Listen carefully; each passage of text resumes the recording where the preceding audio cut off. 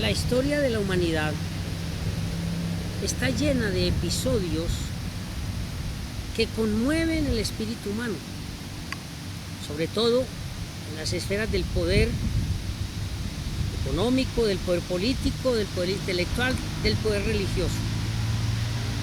Desde el momento mismo en que se estructuran las iglesias como factores sociológicos determinantes de la humanidad. Hablo de iglesias, pues porque son muchas.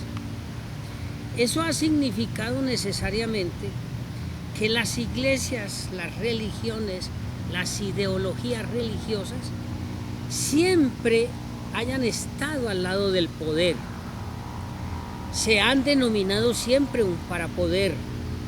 Claro, pero en la estructura filosófica y sociopolítica se han vinculado conceptos de ayuda a los desposeídos, de ayuda a los enfermos, de ayuda a los encarcelados, etc.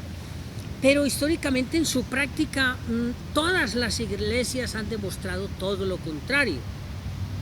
La fastuosidad, por ejemplo, de la iglesia romana es llamativa y es alucinante, por decirlo menos.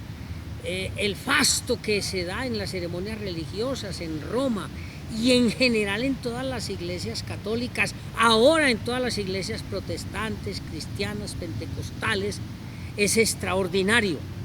Y claro, uno tiene que pensar necesariamente en esa contradicción existente entre pregonar el bien común, pregonar la ayuda a los demás, la solidaridad, en tanto siempre se está al lado del poder, pero a la vez se practica muy poco ese presupuesto de ayudar y de colaborar con los demás. Se habla de la multiplicación de los panes en el caso de Jesucristo, se habla de todos los profetas que han vivido pobremente y uno no entiende por qué los jerarcas de las diferentes iglesias viven fastuosamente. Pues bien, en la historia reciente de las iglesias no habíamos tenido un fenómeno de igual magnitud como el que hasta ahora empieza a mostrar universalmente el Papa Francisco. Ya pues ni Papa habría que decirle, simplemente Francisco. Desde el momento mismo en que ingresó al concilio y a la forma de elección del nuevo Papa, después de la muerte de Joseph Ratzinger, después de la renuncia de Joseph Ratzinger, Francisco demostró un talante absolutamente diferente de lo que había sido la Iglesia Católica, diametralmente opuesto a todo lo que ha sido la historia de la Iglesia. Una humildad sin precedentes, un acercamiento maravilloso con los seres humanos.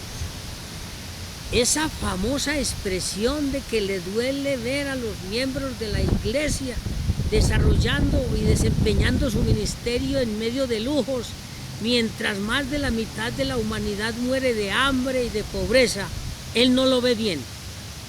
Esa expresión tiene un contenido espiritual, social, político, económico y filosófico de unas connotaciones aún incognoscibles, por muchísimas razones, pero la más importante, por primera vez, yo que no creo en dioses, yo que no creo en sectas ni en religiones, yo que soy materialista existencialista, veo por primera vez que la práctica, la realidad con la filosofía sí pueden ir de la mano.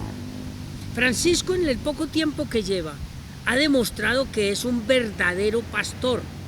No quiero decir que sea un pastor de la Iglesia Católica, no, un pastor de seres humanos, atacando entre comillas la ostentación, el lujo, la riqueza, la ambición, la avaricia, que entre otras cosas, desde antiguo, son los factores sociológicos que han determinado la desgracia del ser humano. En la Reunión Mundial de Juventudes en Brasil, al decirle a los jóvenes que tienen que entender que no es la riqueza, ni el poder, ni la fama lo que les va a dar una vida tranquila. Allí se resumen todos los principios del Tao, del confucianismo, del mahometanismo, de la Iglesia Católica, es decir, se resume el pensamiento más elemental de la convivencia social. Es posible que los jóvenes lo entiendan y en el futuro la sociedad se mueva en un esquema diferente de ambición, de arrogancia y de prepotencia, es posible. También es posible que eso pase muy rápidamente a la historia. Lo que quiero dejar consignado de forma muy clara es que siento un gran alivio intelectual y espiritual y soy seguidor de Francisco, porque por primera vez entiendo que no se requiere pertenecer a ninguna iglesia, solo pertenecer a la raza humana, pensar en el bien común, en la solidaridad y en la grandeza racional para ser un buen ser humano. Mucha suerte a Francisco, al Papa de los católicos, al hombre que puede guiar muy bien en el futuro a la humanidad. Buenas tardes.